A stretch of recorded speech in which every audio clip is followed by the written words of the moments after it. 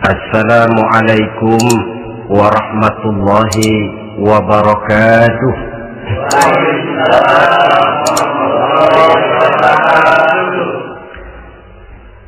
Alhamdulillahi rabbil alamin, wassalatu wassalamu ala ashrafil anbiya'i wal mursalin, sayyidina wa maulana Muhammadin wa ala alihi wa ashabihil mujahidin at-tahirin, amma ba'd. Saudara hadirin kaum muslimin rahimakumullah, dalam kehidupan sehari-hari kita selalu berhadapan dengan dua hal yang berlawanan, dengan dua hal yang kontroversial kata orang sekarang, yang kita diharuskan memilih satu di antara kedua hal itu. Sejak kita bangun tidur sampai kita tidur lagi, selalu kita hadapi dua persoalan itu, yang benar dan yang salah, yang hak dan yang batil, yang pantas dan yang tercela, yang ma'ruf dan yang munkar. Persis seperti sebaik lagu yang lagi ngepop dan banyak dinyanyikan anak sekarang, madu di tangan kananmu katanya, racun di tangan kirimu. Tapi saya pikir-pikir, bagaimanapun kalau cuma sekedar madu di tangan kanan, racun di tangan kiri, adresnya jelas. Yang repot kalau kita sudah tidak tahu lagi mana yang madu, mana yang racun. Lebih celaka lagi di zaman sekarang, banyak racun mereknya madu. Kita terpedaya, kita terpesona, kita terpukau oleh racun yang bermerek madu ini. Kita minum dia, yang akibatnya rawan di dalam kehidupan kita. Sangat banyak racun-racun yang terpancang di sepanjang perjalanan hidup kita ini. Dan dua di antara racun kehidupan itu akan kita bicarakan pada pertemuan kali ini, yakni arak dan judi, minuman keras dan judi.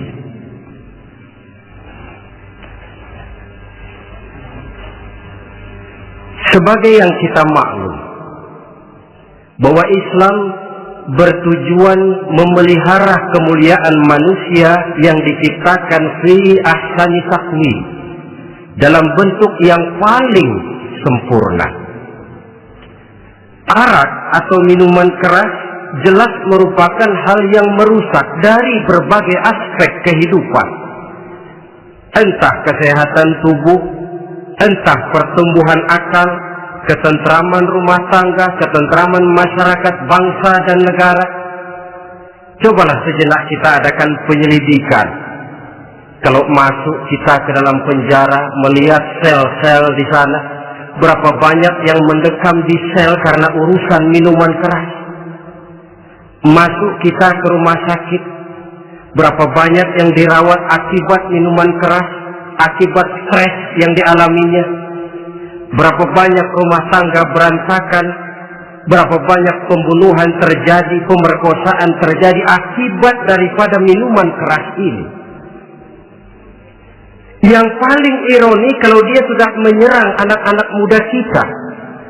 Padahal kita tahu remaja, pemuda adalah bentuk miniatur daripada kehidupan suatu bangsa. Akan bagaimana warna Indonesia 20, 30, 40 tahun yang akan datang, remaja dan pemuda kita jawabannya. Bahkan dari segi agama pun, akan bagaimana warna Islam di Indonesia 20, 30 tahun yang akan datang, remaja itu pula jawabannya. Karena itu tidak terlalu berlebihan kalau saya berkata bahwa untuk menghancurkan Islam di Indonesia ini tidak perlu menghancurkan pondok pesantren, tidak perlu menutup masjid, melarang pengajian, menyegel musola, tidak perlu. Untuk menghancurkan Islam di Indonesia cukup dengan meracuni remaja, pemuda-pemudi Islam di Indonesia. Kalau mereka sudah diracuni, dijauhkan dari agamanya, masalahnya tinggal menunggu pergantian generasi. Maka yang jadi pilot proyek jelas remaja, pemuda, termasuk dengan menanamkan pengaruh minuman keras. Ditanamkan ke tengah remaja kita ini untuk jauh dari tuntunan agama. Hei pemuda-pemuda Islam, kalau kau mau jadi pemuda modern, jangan dekat-dekat ke masjid. Masjid khusus 60 tahun ke atas. Sepertinya di depan masjid itu ada papan pengumuman masjid khusus 60 tahun ke atas. Baca Quran kolot. Seiring dengan itu lalu modernisasi diartikan dengan westernisasi. Kau tidak akan bisa jadi pemuda modern sebelum semua yang datang dari barat kau telan mentah-mentah. Kau harus bisa bergaul seperti orang barat, berumah tangga macam orang barat, makan minum seperti orang barat. Kalau nyanyi lagu barat yang orang lain gak ngerti, kamu juga gak tahu.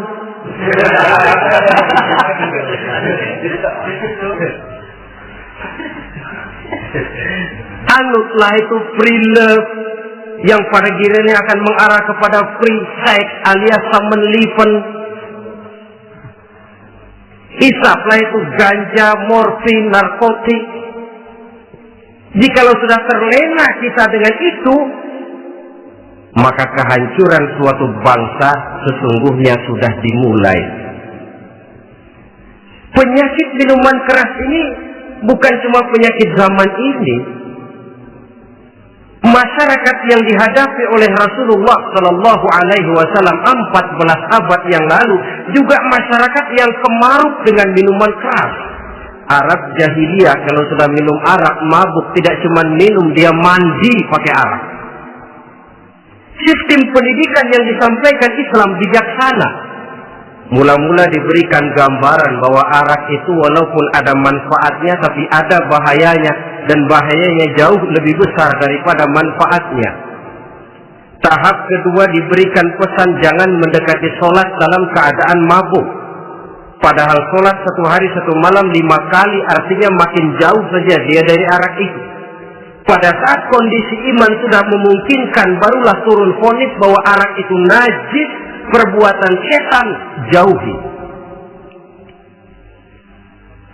Yang ironi yang saya katakan tadi, racun mereknya madu. Kadang-kadang kita dibuai dengan iklan yang tidak mendidik. Saya pernah lihat ada iklan misalnya, Anda ingin modern, majulah bersama minuman ini. Atau minuman ini lambang pergaulan dunia yang maju. Modern diukur dari minuman. Yang jadi korban akhirnya remaja dan pemuda-pemudi kita. Saya teringat satu analisa dari Rasulullah Sallallahu Alaihi Wasallam. Beliau bersabda, Inna min asratis sa'ah, sesungguhnya di antara tanda-tanda kiamat. Apa kiamat itu? Dalam arti yang umum, kiamat itu saat di mana alam ini hancur, bumi gempa, air laut tumpah ke darat, gunung meletus, planet-planet bertabrakan, lalu semua yang bernama hidup mati. Itu kiamat beneran. Saya nggak mau cerita kiamat beneran, sebab saya sendiri nggak kepengen ngalamin. Yang sering kita ngalami ini kiamat kecil-kecilan, kiamat mini. Apa kiamat mini itu? Hancurnya sendi-sendi kehidupan sosial. Maksiat merajalela, munkarat menjadi-jadi.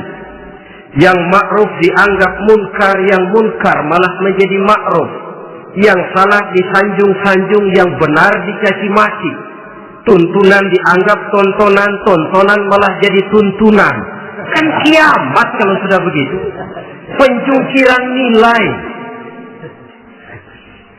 Kenapa hal semacam ini bisa terjadi? Penyebabnya kata Nabi, pertama ayyurfa'al ilmu. Ilmu diangkat oleh Allah.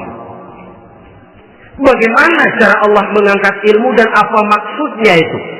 Allah mengangkat ilmu itu, saudara, caranya pertama dengan mewafatkan ulama. Makin banyak ulama wafat, makin banyak ilmu ditarik. Yang kedua, kurangnya minat orang untuk belajar agama. Kalau sudah klop macam itu, artinya agama sudah disudutkan ke pojok-pojok kehidupan. Agama cuma sekedar tinggal dekorasi. Agama cuma seminar, cuma kongres, cuma muktamar. Tapi bahwa agama merupakan realita dalam kehidupan, itu tidak pernah terwujud. Kalau ulama sudah tiada, minat orang belajar agama berkurang, maka ajaran Allah tidak lagi didengungkan orang. Dikala itu, wa yuzharul jahlu, akan muncullah kebodohan. Nampak kebodohan di mana-mana. Muncul permissive society, masyarakat yang merasa boleh hidup dengan kaidah serba boleh. Tidak ada halal, tidak ada haram. Tidak ada hak, tidak ada batil. Semuanya serba boleh. Kalau sudah begitu kondisi masyarakat, terjadilah apa yang dianalisa oleh Nabi. Dikala itu, wayabswa zina. Zina dikerjakan berserang-serangan. Orang sudah tidak punya malu. Hidupnya sudah pakai prinsip punya kuping kebo. Punya muka tembok. Punya kulit badak. Kalau juga dikasih tahu, malu dong kau tinggal serumah belum nikah. Malu sama siapa? Masyarakat. Allah, masyarakat cuek aja.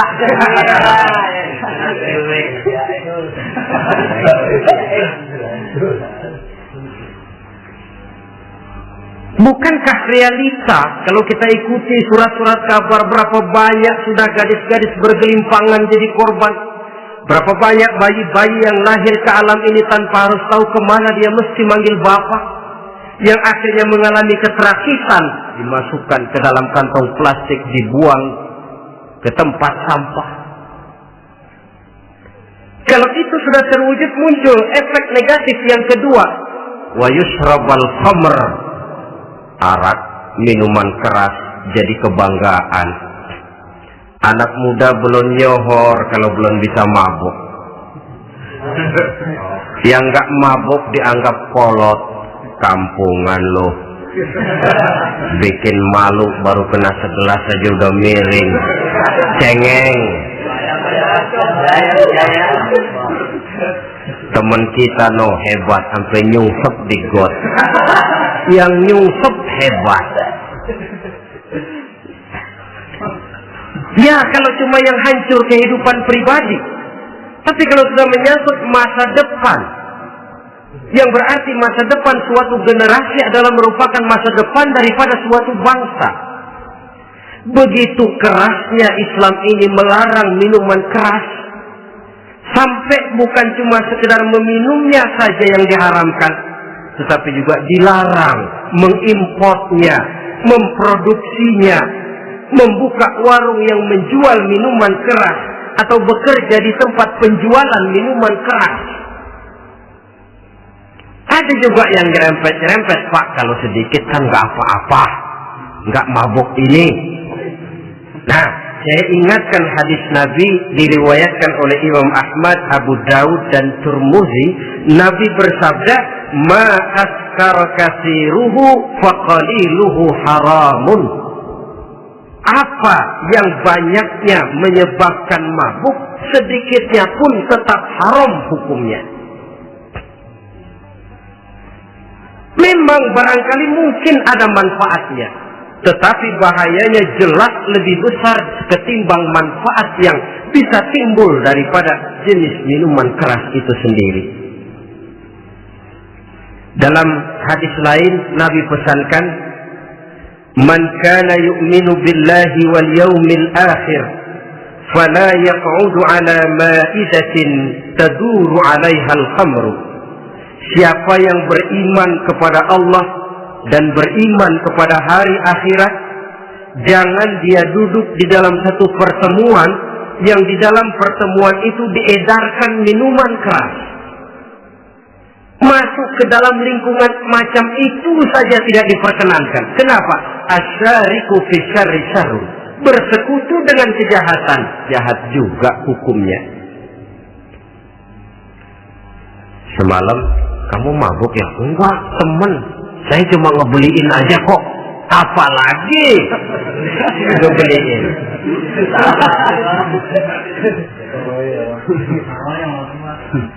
Sebab apa?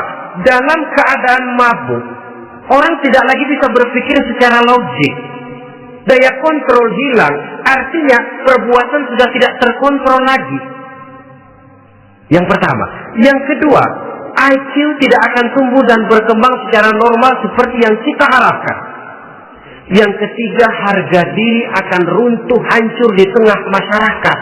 Bayangkan kalau tengah malam kita digotong orang diantar ke rumah kita. Dengan kondisi macam itu masih punya muka kita untuk tegak di tengah masyarakat. Masih punya harapan kita untuk tumbuh menjadi pemimpin sementara orang terkenang.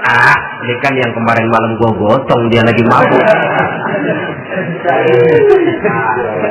Harga diri, kepribadian. Jangan lupa saudara, kita hidup di tengah masyarakat.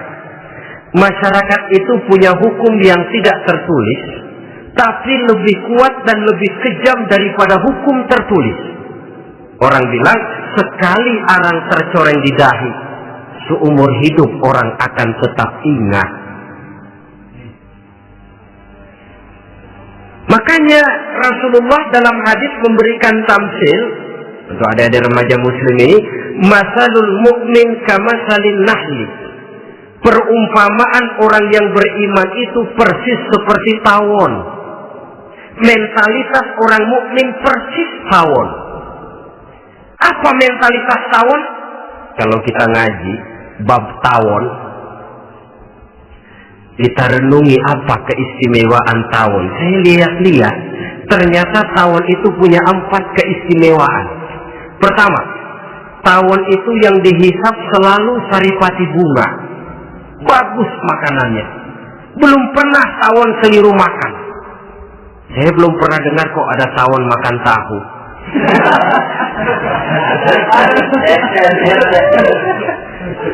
Yang dimakan selalu saripati bunga. Artinya apa? Orang mukmin perutnya itu perut selektif. Yang dimakan yang baik-baik, yang diminum yang baik-baik. Yang baik menurut agama itu adalah yang halal, thayyibat. Perutnya selektif, bukan perut asbab. Kalau asbab untung apa saja masuk ke dalamnya. Tapi mukmin perutnya ini selektif. Daging kambing masuk, tahu masuk, kangkung masuk, kodok minggir. Air kelapa minum, kopi minum. Tapi kalau sudah berbau minuman keras, minggir. Sebab apa? Makanan dan minuman yang kita masukkan ke dalam perut besar ini akan digiling dalam perut besar, akan melahirkan energi, menggerakkan sel-sel pembuluh saraf. Kalau makanan dan minuman itu terdiri dari yang haram, energi yang ditimbulkan olehnya energi yang haram, mempengaruhi sel-sel pembuluh saraf. Orang akan cenderung berpikir yang haram kalau terlalu sering memakan makanan haram. Kalau sudah berpikir kepada yang haram, perbuatan pun akan mengarah kepada yang haram juga. Contoh kecil aja dah, ada nggak maling mikirin majelis taklim? Karena yang dimakan lebih banyak yang haram, yang dipikir paling-paling nanti malam rumah siapa lagi nih ya? Sudah mengarah ke sana.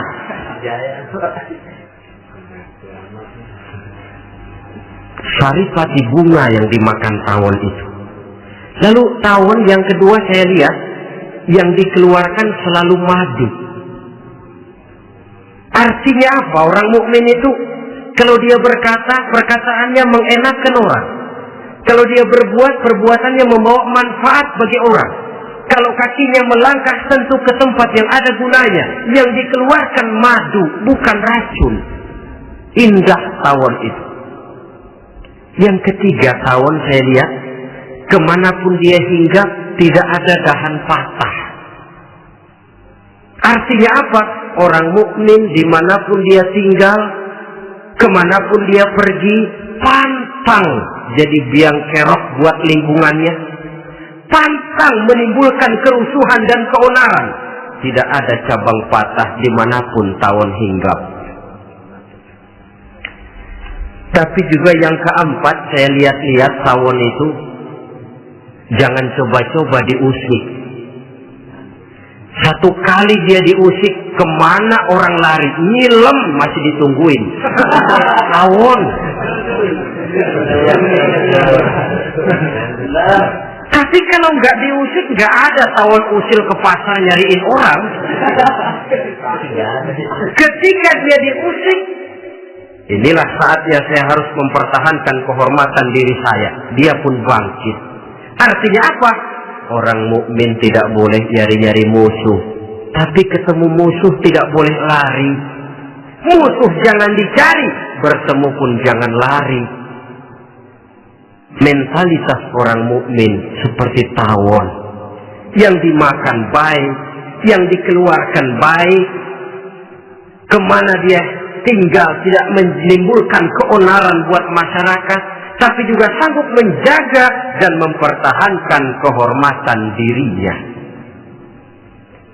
Kalau konteksnya dengan masalah yang sedang kita bicarakan, minuman keras, saya katakan tadi, kita kadang-kadang salah pilih, tertipu oleh racun yang bermerek madu. Ada minuman empuk, nyari yang keras.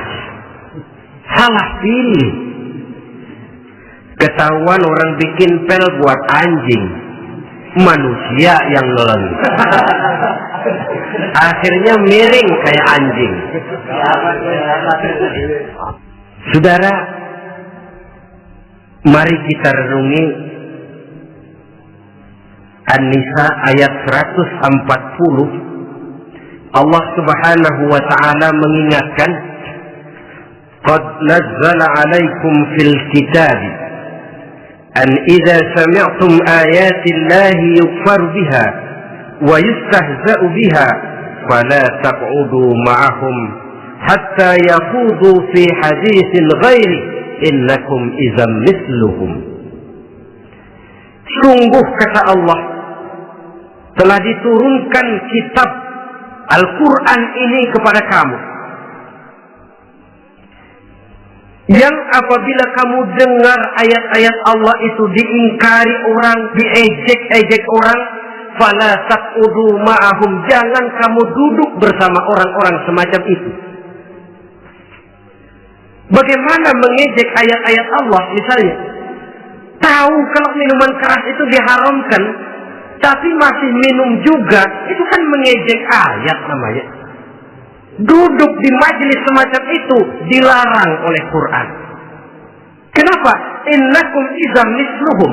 Kalau kamu juga duduk di majelis semacam itu, kau dan mereka sama saja, kata Quran. Sama saja. Tahu kalau minuman yang memabukkan itu diharamkan agama, tapi minumnya juga mengejek ayat Allah. Duduk di tengah kelompok mereka berarti ikut mengejek ayat Allah. Dekat saja pun jangan, antahlah lagi sampai meminumnya. Maaf, bukankah Allah menurunkan Al-Quran kepada manusia, kata Imam Al-Ghazali, persis, maaflah, seperti gubernur bikin surat kepada Pak Lurah. Dalam suratnya Pak Gubernur bilang, Pak Lurah, tolong carikan tanah di daerah Kebayoran untuk sekolah 6.000 meter. Pak Lurah dapat surat dari Pak Gubernur, bangga bukan main. Itu surat sore, pagi, siang, malam dibaca. Ditaruh di tempat yang tinggi. Diberikan minyak wangi, mau diambil, dicium dulu.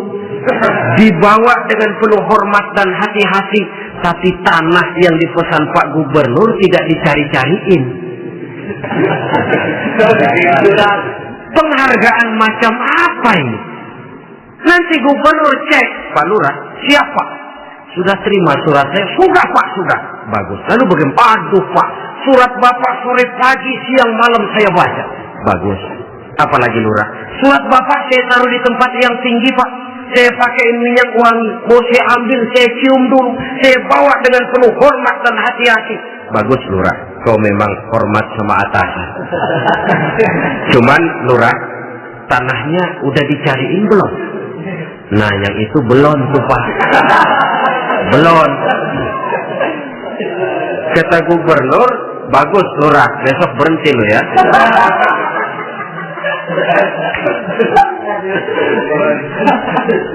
Membacanya memang penting, al-muta'abbad bitilawatih, beribadah dari sebab membacanya.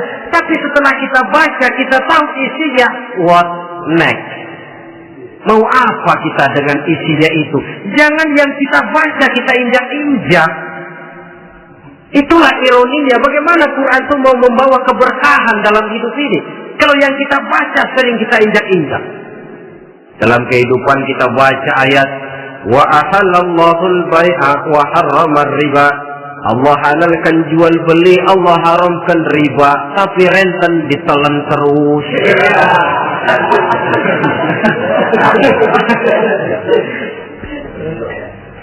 Kita baca ayat wa'tasimu bihablillahi jami'an wa la tafarraqu. Berpegang teguhlah kamu kepada tali Allah, jangan bercerai-berai. Tapi sesama muslim pelotot-pelototan jalan terus. Janganlah yang sesama muslim kadang-kadang yang mengklaim dirinya sebagai pemimpin Islam kelihatannya juga sikut-sikutan jalan terus.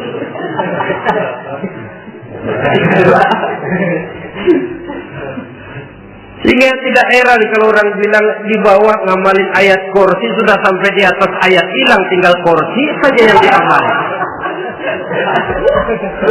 Ironi dan menyedihkan. Perjalanan panjang memang saatnya kita menunggal dengan Al-Quran ini. Tetapi prosesnya memang harus kita mulai dari sekarang. Perkara kapan proses ini selesai, itu bukan masalah kita. Tapi bahwa kita sudah memulai suatu proses, itulah yang diharapkan. Hadirin yang saya hormati, oleh karena kerasnya peringatan Islam terhadap minuman keras, pernah satu hari seorang lapor kepada Khalifah Umar bin Abdul Aziz bahwa ada sekelompok orang berkumpul meminum minuman keras. Kata Khalifah Umar bin Abdul Aziz, zerah mereka, hukum, cepat. Ya Khalifah, kenapa?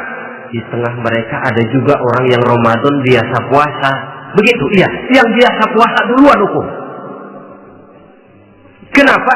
Mengerti memang lebih besar resikonya daripada tidak mengerti. Kalau yang tidak mengerti dilatar belakangi oleh kebodohan, barangkali masih bisa ditolerir, masih bisa dimaklumi. Ini toh sudah tahu mau puasa, kenapa berkumpul di majelis yang ada minuman keras? Dan memang kelompok ini kan memang selalu ada. Kita lihat dalam masyarakat itu kan ada 4 kelas. Pertama, ada orang yang tahu perintah dan tahu larangan. Ini the first class, kelompok terbaik. Perintah tahu dia kerjakan, larangan tahu dia jauhi. Ini orang terbaik. Yang kedua, ada orang tahu perintah tapi tidak tahu larangan. Perintah tahu, larangan tidak tahu. Sholat mau, puasa mau, zakat fitrah bayar, nyolong mau, mabuk ayo. Perintah tahu tapi larangan tidak tahu, akhirnya semua dikerjain. Barangkali yang rada bingung malaikat bagaimana nyatatnya ini, kotor absen. Gelas yang ada di hadapan saya ini, kalau semua diisi air putih macam ini, kan jelas bisa diminum orang. Kalau semua diisi bensin, jelas bisa diminum motor. Tapi kalau separuh diisi air putih, separuh diisi bensin, kacau. Kalau gelas yang ada di hadapan saya ini sepenuhnya diisi air putih, jelas bisa diminum orang. Kalau sepenuhnya diisi bensin, juga jelas bisa diminum motor. Yang repot kalau separuh diisi air putih, separuh diisi bensin. Kacau statusnya. Orang minum mabok, motor minum pun mogok. Dijual juga tidak laku barang campuran. Inilah makna pernyataan Allah, wala talbisul haqqa bil batil. Jangan kamu campur adukan antara yang hak dan yang batil.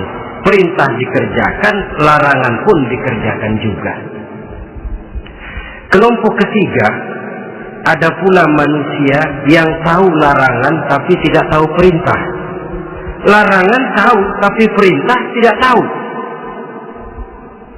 Jahat sama tetangga tidak, mencuri tidak, mabuk tidak, zina tidak, sholat tidak, puasa tidak, polos, semua serba tidak.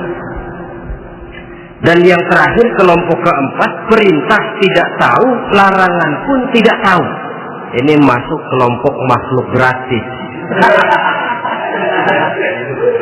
Misalnya kambing, ayam, kerbau, itu kan makhluk-makhluk yang memang perintah tidak tahu pun larangan juga tidak tahu. Nah, dalam hubungannya dengan ini, saya mengajak, marilah kita berusaha sekuat mungkin menjauhkan diri dari minuman keras yang jelas bahayanya dengan hidup tidak jauh dari bimbingan agama. Hadirin kaum muslimin rahimakumullah. Kawan seiring dan sejalan dari minuman keras, judi namanya. Saudara kembar barangkali. Yang satu sering menimbulkan yang lain, tetapi bukan tak jarang keduanya berjalan berdampingan. Posisi judi dan arak ini dalam Quran sama bahayanya. Apa sebab? Mentalitas judi adalah mentalitas sirkel, lingkaran setan. Artinya yang menang biasanya ketagihan, yang kalah biasanya penasaran. Ini yang menyebabkan orang tidak mau berhenti. Kalau dia menang, dia ingin mencoba untuk menang dalam jumlah yang jauh lebih besar lagi. Kalau dia kalah, dia penasaran, kenapa hari ini kalah? Barangkali sial, besok malam saya tebus. Mental semacam ini memang sulit untuk berhenti. Kenapa judi diharamkan dalam Islam? Pertama, seorang muslim di dalam berusaha mencari harta, dia harus mengikuti sunnatullah. Kata kita orang muslim, hukum alam kata orang sekarang, natural of law bahasa kerennya. Berusaha menurut hukum kausal, memasuki rumah dari pintunya, menunggu suatu akibat dari sebab yang kita lakukan. Bahwa kalau begini mesti begitu. Karena kita memang terikat oleh permainan yang disebut hukum alam ini. Hidup bukan undian, jangan mengharap untung besar tanpa mau peras keringat. Satu pagi Khalifah Umar bin Khattab radhiyallahu an masuk ke masjid. Beliau lihat ada orang sedang berdoa khusyuk betul. Ditunggunya 2 menit, 3 menit, sampai 10 menit lebih belum juga selesai. Agak lama orang itu berdoa. Selesai berdoa, dihampiri orang itu oleh Sayyidina Umar. Beliau tanya, saudara, lagi apa tadi itu? Berdoa ya Khalifah. Minta kepada Allah? Tentu minta kepada Allah. Minta apa? Minta rezeki. Sudah lama? Dari tadi habis sembahyang subuh. Dapat? Belum. Ya memang kata Sayyidina Umar, inna sama la tumtiru zahaban wa la fiddatan. Langit itu tidak mungkin akan menghujankan emas, tidak mungkin pula menghujankan perak. Jadi orang dilarang duduk bermalas-malas menunggu keajaiban yang datang dari langit. Karena memang hidup ini bukan undian, jadi jangan mengharap untung besar tanpa mau keras keringat. Di dalam berusaha kita terikat oleh sunnatullah. Kalau begini sebab penyebabnya, akan begini akibat yang ditimbulkannya. Yang kedua, Islam menjadikan harta manusia itu sebagai benda berharga yang dilindungi. Mengambilnya dengan judi termasuk memakan harta orang lain dengan cara yang batil.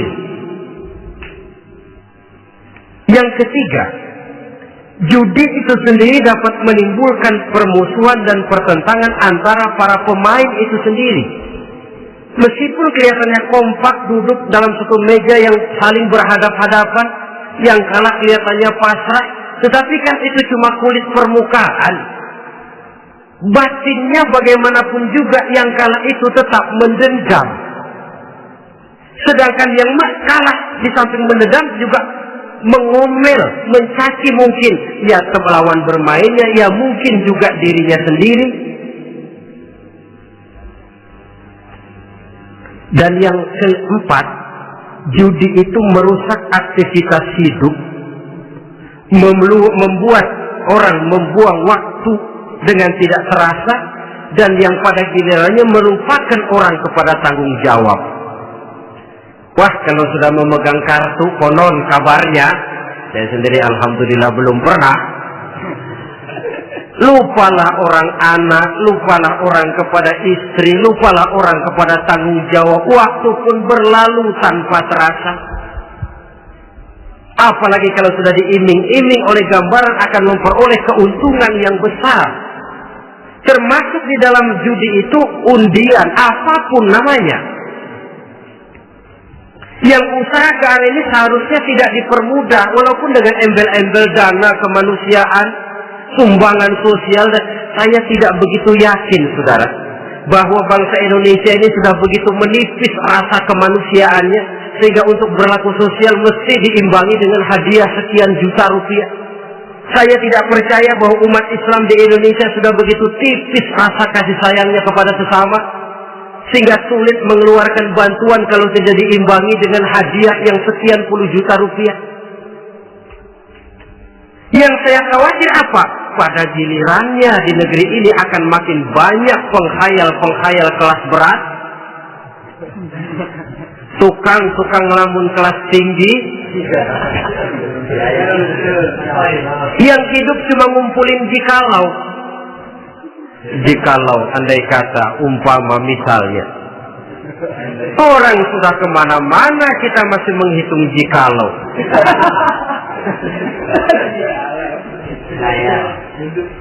Orang boleh saja mengharap burung terbang tinggi, tapi punai di tangan jangan dulu dilepas. Artinya idealisme silahkan terbang setinggi langit, tapi kaki harus tetap berpijak di alam realita. Bahwa memang lebih baik makan singkong dalam kenyataan daripada makan roti tapi ngimpi.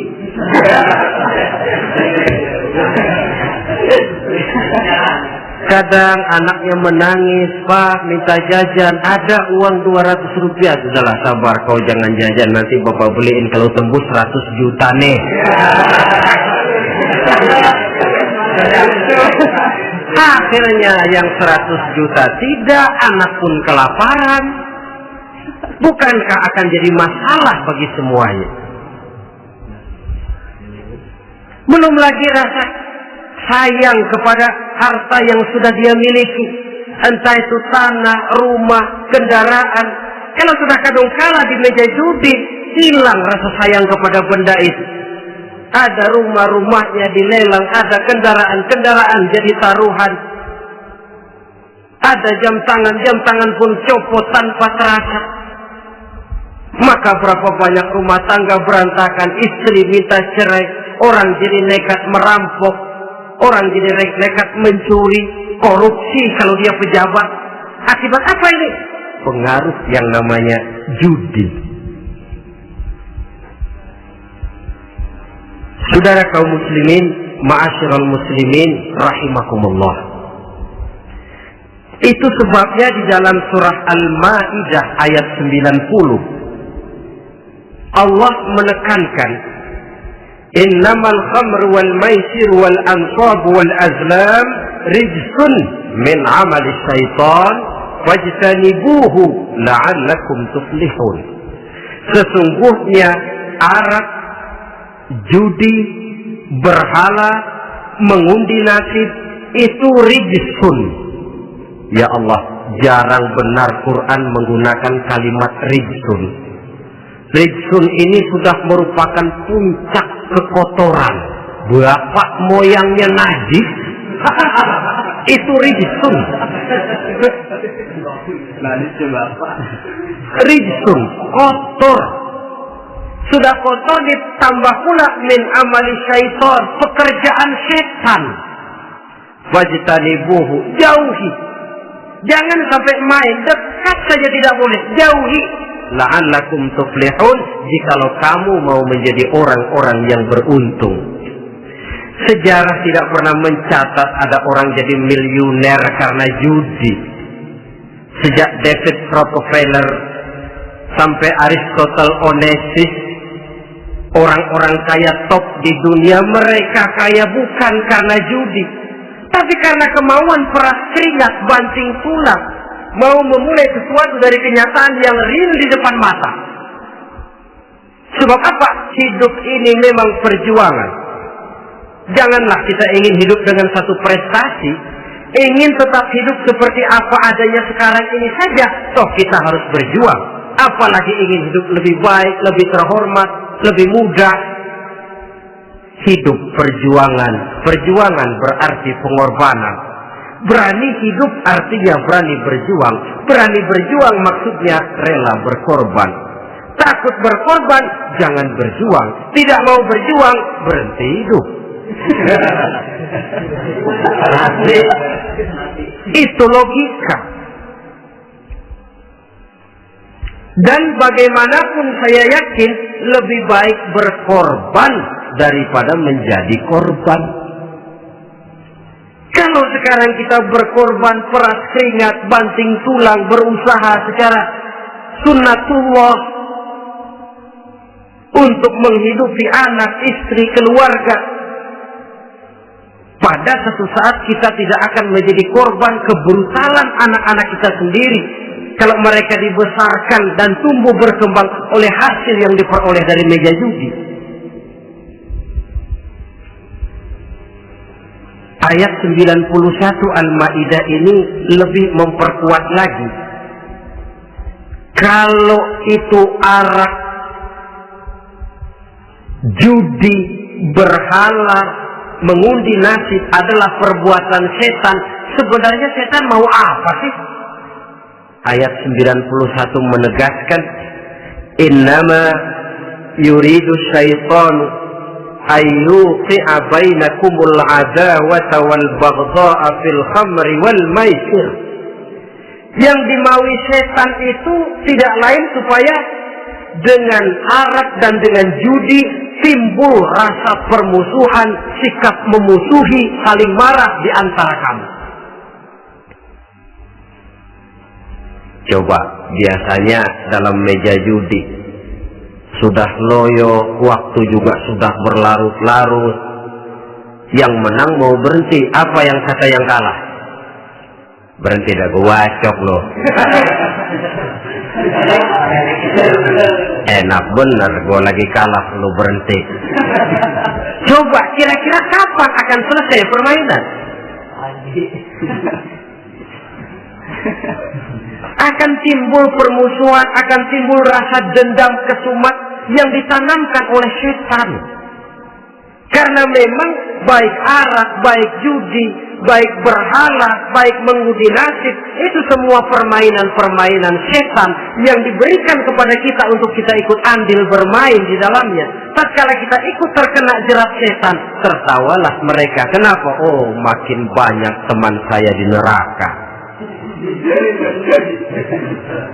Maaf, setan itu kan sudah tahu vonisnya. Ketika dulu dedengkotnya yang namanya iblis terusir dari surga, itu bikin semacam perjanjian dengan Allah. Tuhan, kenapa iblis? Gara-gara Adam saya terusir dari surga.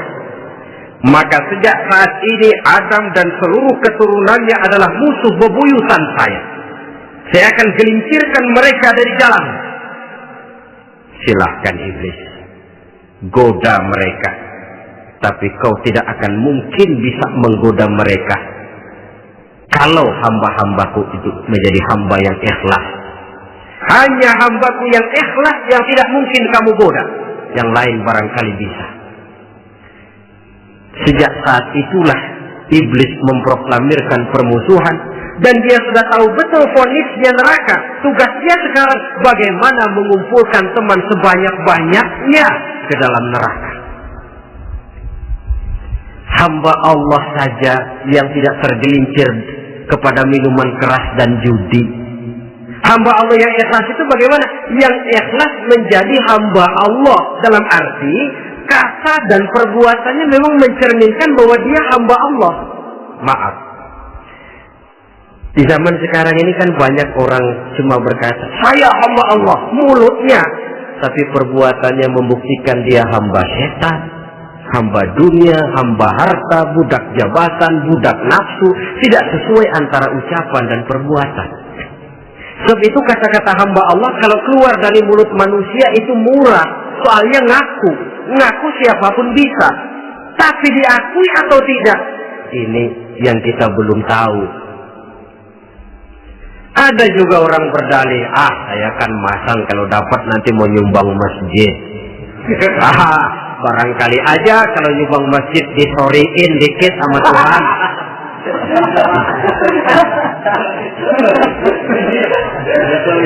Apa bisa begitu?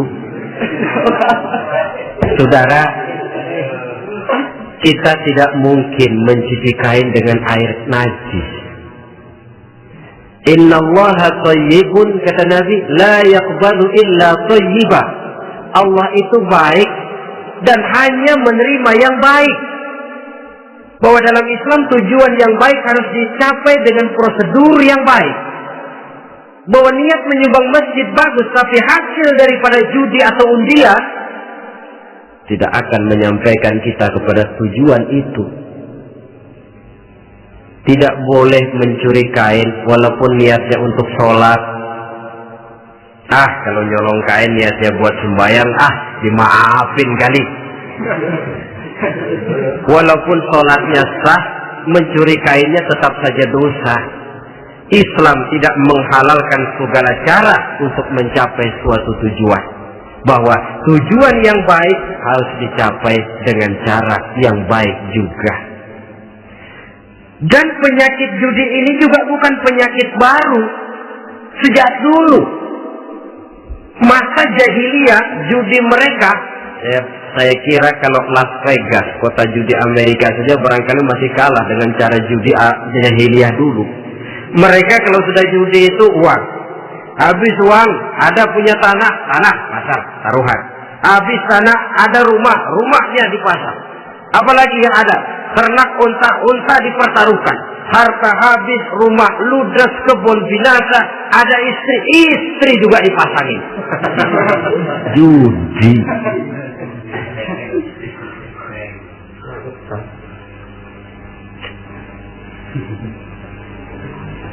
Kita sebagai muslim oleh Al-Quran dijelaskan orang yang mempunyai dua tujuan hidup. Pertama tujuan jangka pendek, yang kedua tujuan jangka panjang.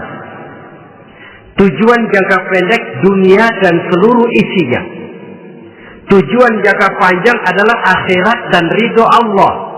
Ini yang terpantul dalam doa setiap kita, Rabbana atina fid dunya hasanah wa fil akhirati hasanah.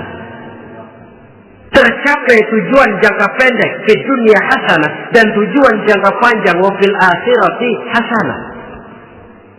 Untuk mencapai tujuan jangka pendek, merangkul dunia dan seluruh isinya, apa yang jadi modal utama? Pertama, pendidikan. Makin tinggi jenjang karier pendidikan yang kita tempuh, rasa-rasanya makin mudah menjangkau dunia dan isinya. Yang kedua, pengalaman. Tenaga expert masih tetap diperlukan.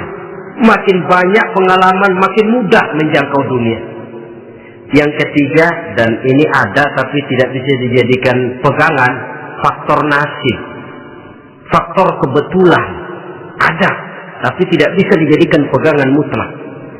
Pendidikan, pengalaman, ingin menjangkau fi dunia hasanah, ini modal utama. Lalu untuk mencapai fil akhirati hasanah, prestasi ibadah.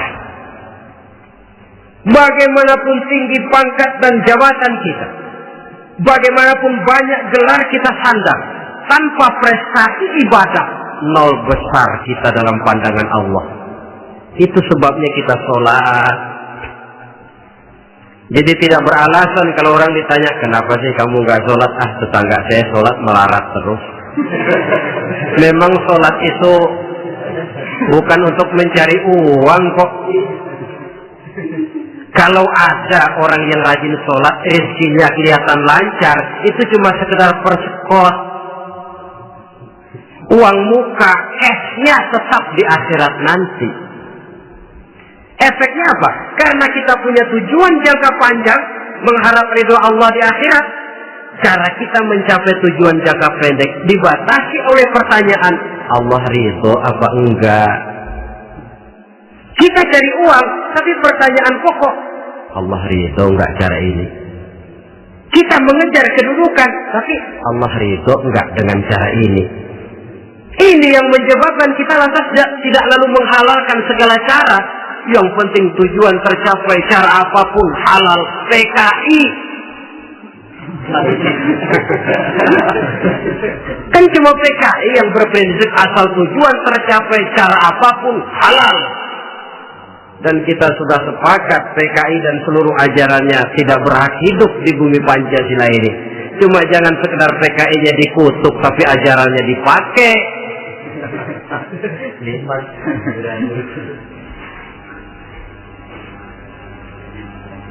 Nah, untuk mencapai dua tujuan ini, Islam mengajarkan sistem keseimbangan. Sehingga Nabi sabdakan, "I'mal li dunyaka ka'annaka ta'ishu abada, wa'mal li akhiratika ka'annaka tamutu ghada." Bekerjalah buat duniamu seolah-olah kau akan hidup untuk selamanya, tetapi bekerjalah untuk akhiratmu seolah-olah kau akan mati besok. Jadi kalau kita sudah sholat menghadap Allah, usolli fardhu maghrib, Allahu Akbar, ingat seolah-olah kita akan mati besok supaya timbul khusyuknya. Tapi kalau kita sudah bekerja, kuliah, bekerja, belajar di tempat tugas, ingat seolah-olah kita akan hidup selamanya supaya timbul gairah kerja. Jangan dibalik. Di kantor ingat mati, lemas terus. Ngapain kerja sungguh-sungguh bakalan mati. Lagi sholat ingat Duta Merlin, Alfiron Plaza, ya kacau. Salah pasang, tidak pada tempatnya. Untuk mencapai fi dunia hasanah ini, Islam mengajarkan tempuh jalur yang mengikuti sunnatullah. Itu yang dihargai oleh agama. Terikat oleh hukum kausal bahwa kalau ini yang saya usahakan hasilnya akan begini. Perkara nanti hasil tidak seperti yang kita harapkan, baik sangkalah kita kepada Allah. Sebab kita tidak tahu rahasia apa di belakang itu. Kadang orang mengeluh, habis saya rajin sholat tapi rezeki seret, berhenti aja dah. Kita tidak tahu rahasia di belakang itu. Pernah hadirin, satu hari seorang petani, dia selesai bekerja di ladang, istirahat. Dia tidur di bawah sebuah pohon beringin. Di sebelah pohon beringin itu ada pohon labu. Dia berpikir, kalau saya lihat-lihat Tuhan nggak adil katanya. Masa pohon beringin pohonnya besar, buahnya kecil. Pohon labu pohonnya kecil, buahnya gede. Tuhan bukan arsitek ulung ini.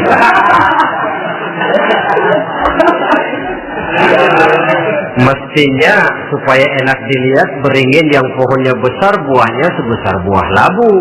Pohon labu yang pohonnya kecil buahnya kecil saja sebesar buah beringin. Tidak adil Tuhan. Baru dia selesai berpikir Tuhan tidak adil, jatuh sebutir buah beringin tepat menimpa hidungnya. Dia terkejut. Astagfirullahaladzim. Kalau begitu saya sadar katanya, Tuhan benar-benar adil. Coba kalau buah beringin segede buah labu, waduh, kayak apa muka saya ini?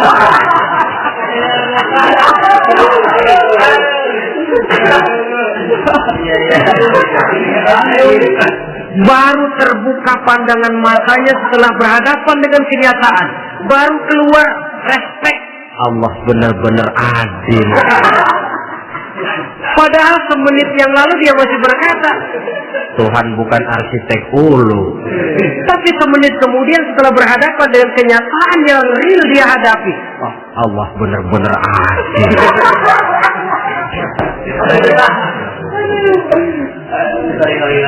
Itulah kehidupan ini.